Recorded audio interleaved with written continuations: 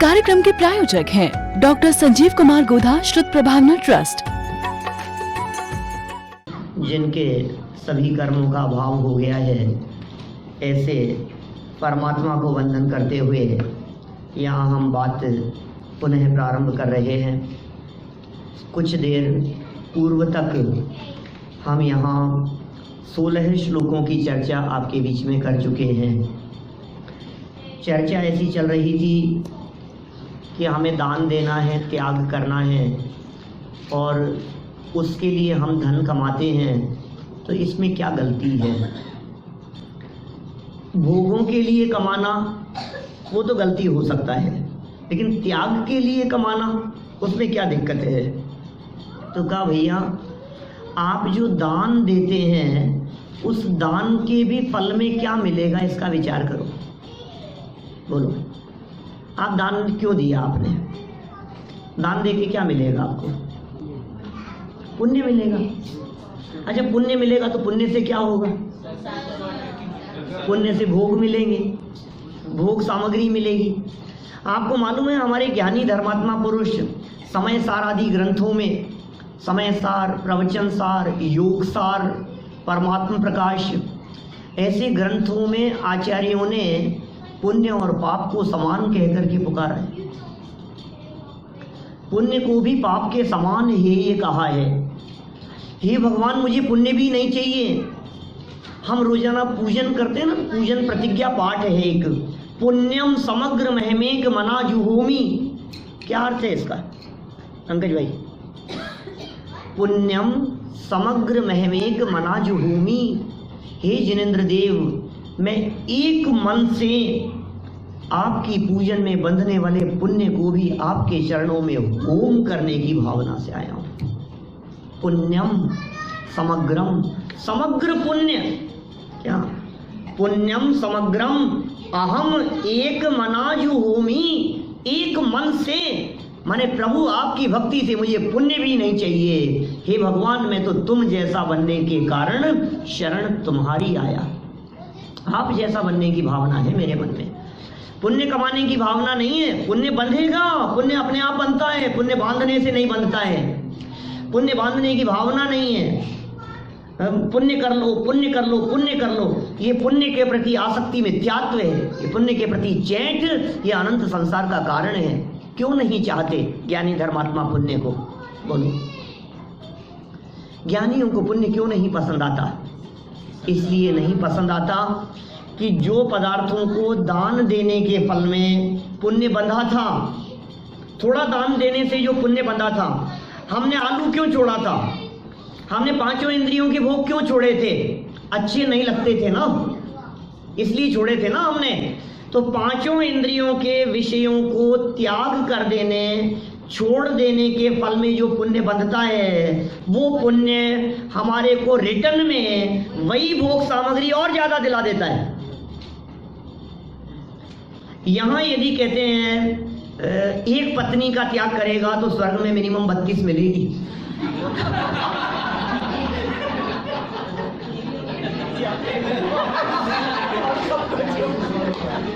मैं छोड़ने के लिए नहीं कह रहा हूं। अरे इसमें आपको क्या लग रहा है, इससे छोड़ देंगे कि नहीं? इससे नहीं छोड़ेंगे क्योंकि वहां 32 मिलेगी, नहीं चाहिए।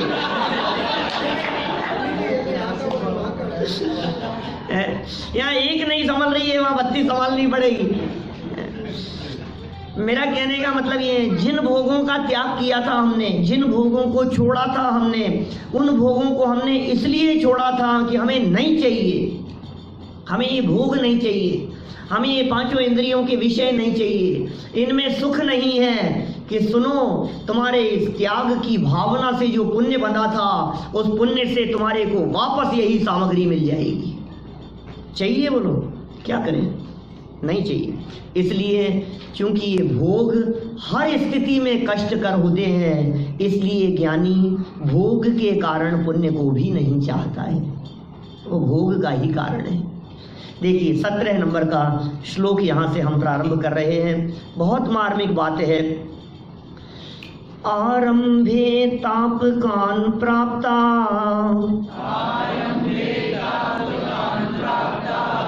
वत्रक्ति प्रतिपादकान् आरंभे तापकान् प्राप्ता वत्रक्ति प्रतिपादकान् अन्ते सुदुस्त्यजान् कामान् कामं कह सेवते सुधी। क्या सुधी मतलब होता है ज्ञानी, सुधी मतलब समझदार। समझदार व्यक्ति कह सेवते, क्यों सेवन करें, काम है काम का, वे काम का सेवन क्यों करें, वे करते नहीं है। कौन, कह माने कौन, कौन बुद्धिमान, कह सुधी, कौन बुद्धिमान व्यक्ति इन पांचों इंद्रियों के विषयों का सेवन करेगा। कि क्यों, क्या हो गया उसमें, उसमें क्या प्रॉब्लम है, उसमें दिक्कत क्या है आपको। हम यदि सुख शांति से पांचों इंद्रियों के विषयों को भोगते हैं तो इसमें आपको क्या ऐतराज है, ये बताओ, आपको क्या प्रॉब्लम है। ये प्रॉब्लम हमें नहीं है, प्रॉब्लम तो तुम्हें ही होगी। आरंभे तापकान, आरंभे माने स्टार्टिंग में, तापकान पीड़ा होती है, संताप देने वाले हैं ये भोग, भोगों की इच्छाएं, भोगों की ज्वालाएं, भोगों की आकांक्षाएं। मैं भोगूं, मैं भोगूं, मैं भोगूं। आज तो डोसे बन रहे हैं, आज तो गुलाब जामुन, आज क्या है मनीष भाई शाम को देखो कैसा लगता है हमारे को, ये मिल जाए आज तो, बस आज तो ऐसा लगता है। उसको भोगने के पहले जो मन में परिणाम है, जो मन में आकुलता का भाव है, ये ताप उत्पन्न करने वाला है, संताप उत्पन्न करने वाला है। भोगने की आकुलता, जैसे कमाने की आकुलता होती है, जोड़ने की आकुलता होती है, उसी तरह से भोगने की आकुलता होती है। मुझे चाहिए, मुझे चाहिए, देखने की। अरे यदि मूवी देखने के लिए जाना हो, लेट नहीं हो जाए, लेट नहीं हो जाए, समय से पहुंच जाए, छूट नहीं जाए, स्टार्ट नहीं हो जाए मूवी, ये जो दिमाग में चलता रहता है, ये आकुलता है। ये जो आप सुनने के लिए यहाँ आकर के बैठते हैं ना, ये भी आकुलता है सुनने की, ये भी भोग है, कर्णेंद्रिय का भोग। यदि ये बातें अंदर में उतरती हैं तो पुण्य बंध का कारण होगी, और अंदर में उतरकर अपने में समा जाते हैं तो धर्म होगा। और सिर्फ कर्णेंद्रिय का विषय बनाया तो ये इंद्रिय का भोग मात्र है। क्या कह रहा हूं मैं, हमने यदि सिर्फ सुनने मात्र में आनंद आया, सुनने में मजा आ रहा है बस थोड़ी देर के लिए, 3 दिन के शिविर में बहुत मजा आया, उसके बाद बोले आप क्या जिंदगी खराब करेंगे क्या, अब लगी रहेंगे क्या इसी के अंदर, और कितना करेंगे, कर दिया मतलब 3 दिन, अब तो काम धाम करने दो अपना, फिर वही हमारा रूटीन वापस। माने ऐसे लगता है हमने बहुत कर लिया, 3 दिन दे दिए हमने इनके नाम, पंकज जी के नाम, इनका फेल आ गया, मेरे नाम कह दो कोई बात नहीं संजीव जी के नाम कह दो, तो क्या हो गया, 3 दिन देकर के हम ऐसा समझ रहे हैं हमने बहुत बड़ा एहसान कर दिया, हमें ऐसा लग रहा है हमने बहुत काम कर लिया। लेकिन भाई आपने इसे सिर्फ कर्णेंद्रिय का विषय बनाया है, आपने सिर्फ 3-4 दिन अच्छे से टाइम पास होगा ऐसा काम किया है, इसे टाइम पास की विषय वस्तु नहीं बनाए, इसे मनोरंजन की विषय वस्तु न बनाए, इसे कर्णेंद्रिय का भोग ना समझें, क्योंकि ये भोग तो ताप देने वाले हैं, आकुलता देने वाले हैं। और प्राप्त होने के बाद में क्या स्थिति होगी उनकी, प्राप्तौ अतृप्ति, ओहो, प्राप्त हो जाने के बाद में अतृप्ति, असंतुष्टि देने वाले हैं, प्रतिपादकान बढ़ाने वाले हैं। ओ तृप्ति नहीं होती, बढ़ती है और ज्यादा। आज तक कभी किसी की भूख भोजन करने से नहीं मिटी, भोजन कर करके किसी की भूख नहीं मिटी है, भोजन का त्याग कर देने से भूख मिटती है, भोजन करने से भूख नहीं मिटती। हम भूख मिटाने का उपाय भोजन करना समझते हैं, लेकिन भोजन करना भूख मिटाने का उपाय नहीं है, ये रास्ता ही गलत है। कितना भोजन नहीं किया होगा आज तक हमने, लेकिन ये पेट तो फूटा घड़ा है, कितना भी डाल दो सब भस्म हो जाता है। अंदर एक अग्नि जलती है, पेट में एक अग्नि जलती है जिसे कहते हैं जठराग्नि। ये जो जठराग्नि है, जो भी डाला जाए सब अंदर जाकर के भस्म हो जाता है, सब भस्म हो जाता है अंदर जाकर के। किसी व्यक्ति को यदि भूख नहीं लगती है तो हमारे जो डॉक्टर हैं ये क्या करते हैं, वो जठराग्नि बढ़ाने का, तेज करने का की दवाई देते हैं। वो अग्नि बंद पड़ गई है, भूख नहीं लगती है इसको, वो जठराग्नि तेज होगी वो और मांगेगी। किसी को भूख ज़्यादा लगती है, मान लीजिए तो उसकी जठराग्नि बहुत तेज है, वो अग्नि अंदर में जल रही है, वो भोजन को भस्म करने का काम करती है। कितना भोजन कर लो आप, तृप्ति नहीं मिलती है, शांति नहीं मिलती है हमारे को। तो क्या कह दिया, प्राप्ति हो जाने के बाद में अब तो शांति है क्या?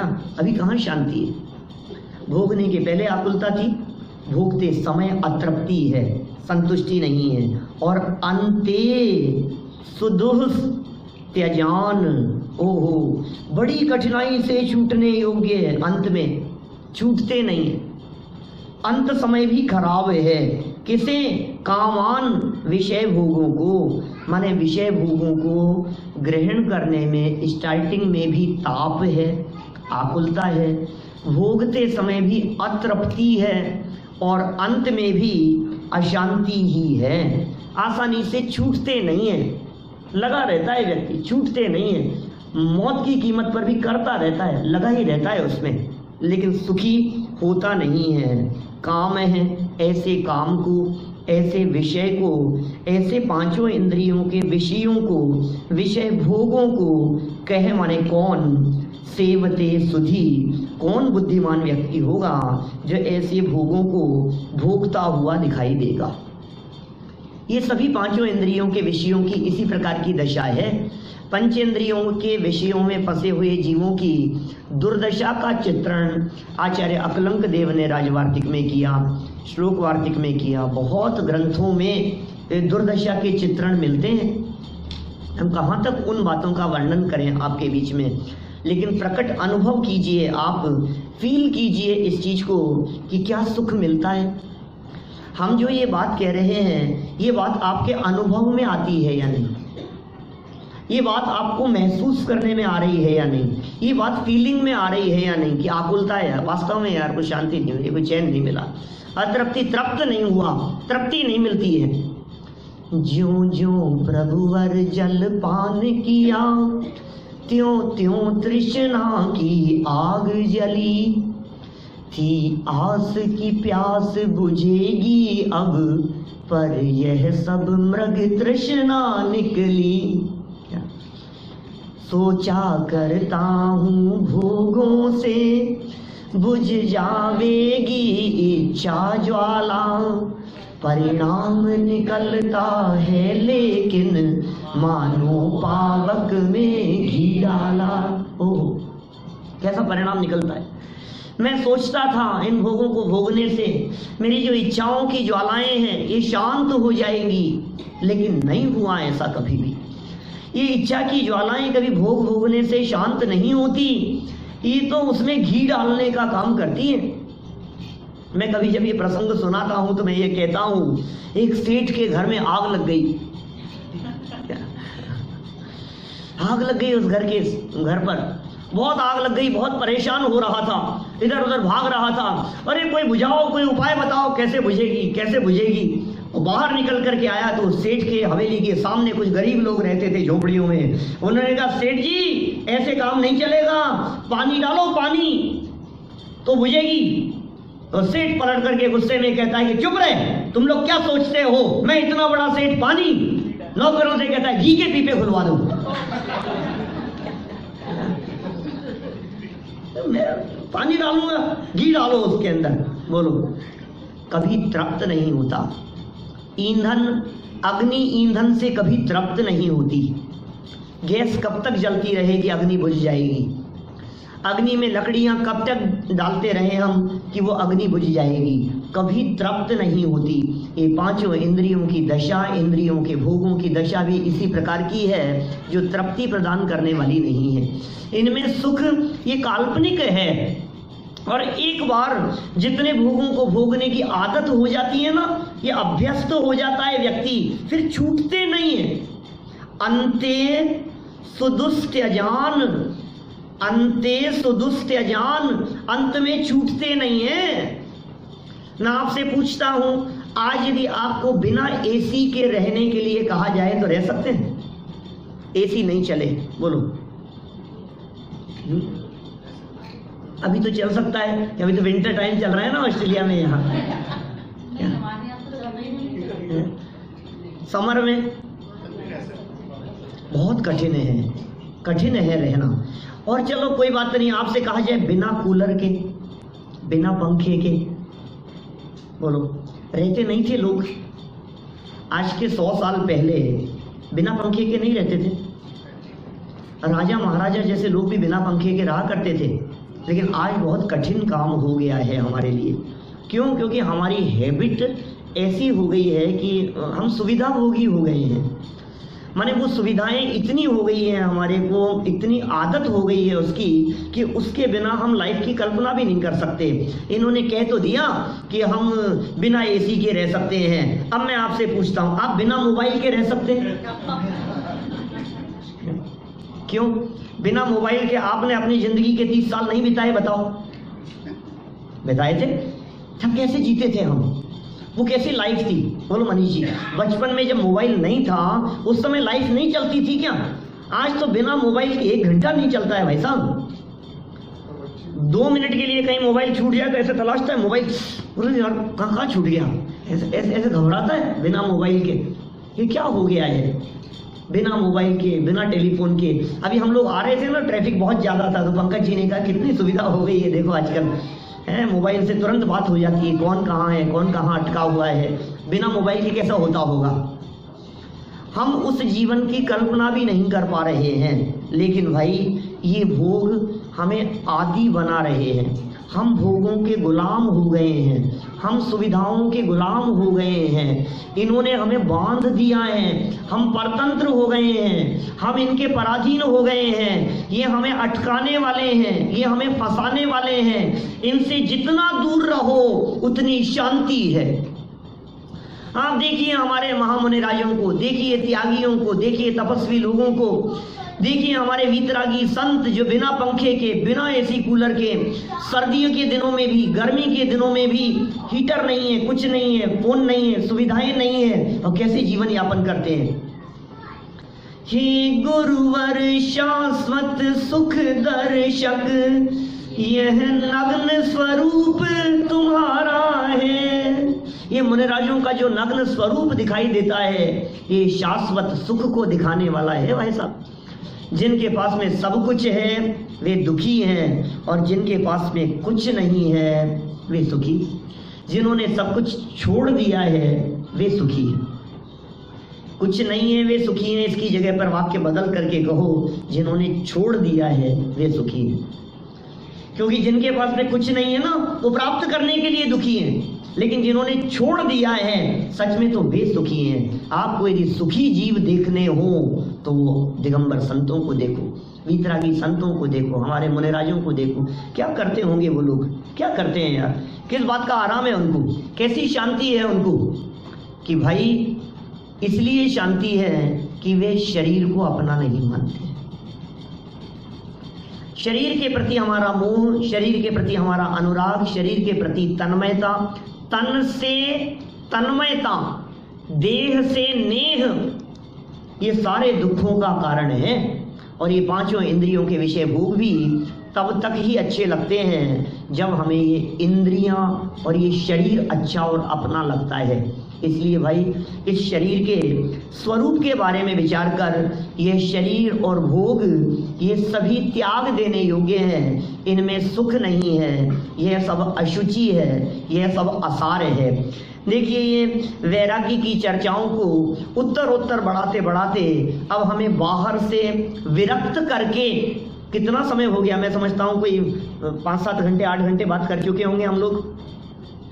जितने समय हमने चर्चा की है, इतने समय में आचार्य देव ये सोच रहे हैं, बार बार में हैमरिंग जब हो रही है, इनमें सुख नहीं है, इनमें सुख नहीं है, इनमें शांति नहीं है, ये धीरे धीरे करके ट्रैक को ले जा रहे हैं आत्मा की तरफ, स्वभाव की तरफ। वेद विज्ञान की तरफ ले जा रहे हैं, ध्यान की तरफ ले जाएंगे, अपने स्वभाव की तरफ पहुंचाएंगे, ये मुक्ति की बात करेंगे। भाई साहब, ये इष्ट उपदेश दिया जा रहा है, यहाँ भोगों का उपदेश नहीं होगा।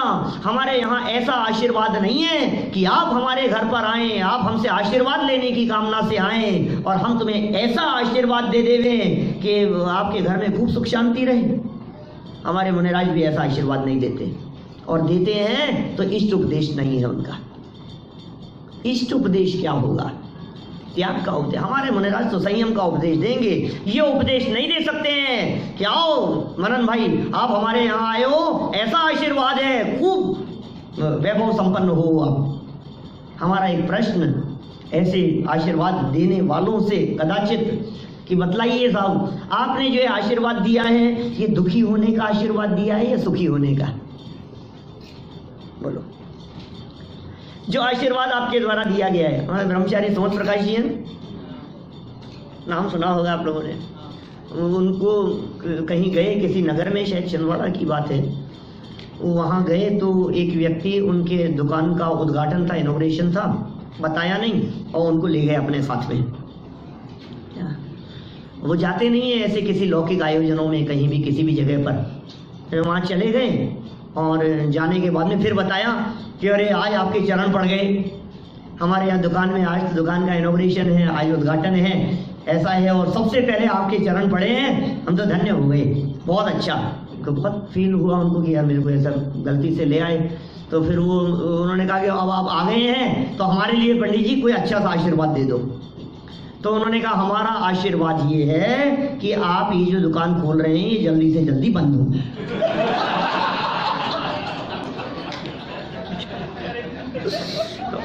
माथा पकड़ लिया, बहुत दुखी हुआ, उसको फील हुआ ऐसा। फिर उन्होंने उस समय तो कुछ कहा नहीं, ऐसा आशीर्वाद देकर के चले गए वो तो। फिर बाद में प्रवचन में उन्होंने उस बात को खोला, क्या कि हमारा आशीर्वाद ऐसा है कि अभी जो तुमने ये दुकान खोली है सुखी होने के लिए, ये दुकान जल्दी से जल्दी बंद हो, इसका अर्थ ये है कि आपको इस दुकान करने की जरूरत ना पड़े, अनंत काल में कभी दोबारा दुकान खोलने की जरूरत न पड़े। आपकी दृष्टि पैसे के बिना, धन के बिना और संपत्ति के बिना अपने स्वभाव पर जाए और आप अपने स्वभाव का अवलंबन लेकर के परम सुख की प्राप्ति करें, ऐसा आशीर्वाद है। हम ऐसा आशीर्वाद देवें तुम्हारी दुकान खूब चले, तुम्हारा बिजनेस खूब चले, और फिर हम जब प्रवचन में बुलाएं तो कहें पंडित जी दुकान का टाइम है, आ नहीं पाता हूँ। क्यों नहीं आ रहे हैं आप प्रवचन में? बिजनेस बहुत चल रहा है। ये फंसाने के लिए है भाई साहब। हम ये चाहते हैं कि आप इसमें फंसे नहीं, आप इसमें उलझे नहीं। उलझन से छूटने का मार्ग है ये सुलझने का मार्ग है भाई साहब, उलझने का मार्ग नहीं है। चलिए, तो ये भोगों के संदर्भ में बात कह रहे हैं। ये भोग किस तरह के हैं, एक बार गंभीरता से इन भोगों का स्वरूप देख लीजिए, फिर निर्णय करना ये भोगने योग्य है या नहीं है। इस शरीर के बारे में विचार करो। अपवित्र शरीर की कामना व्यर्थ है, यह बात यहाँ कह रहे हैं आगे। भवन्ति प्राप्य यत् संग, भवन्ति प्राप्य यत् संग, मशुचीनि शुचिन्यपि, सकायः संतापाय, सकायः संतापाय, तदर्थं प्रार्थना वृथा, तदर्थं प्रार्थना वृथा। ओहो, ये क्या कह रहे हैं भाई साहब? ये भोग कैसे हैं? प्रार्थना वृथा, कामना करना व्यर्थ है। प्रार्थना नहीं, मांगना ही नहीं, हमें चाहिए ही नहीं, हमें ये भोग नहीं चाहिए। इस कार्यक्रम के प्रायोजक हैं डॉक्टर संजीव कुमार गोधा, श्रुत प्रभावना ट्रस्ट।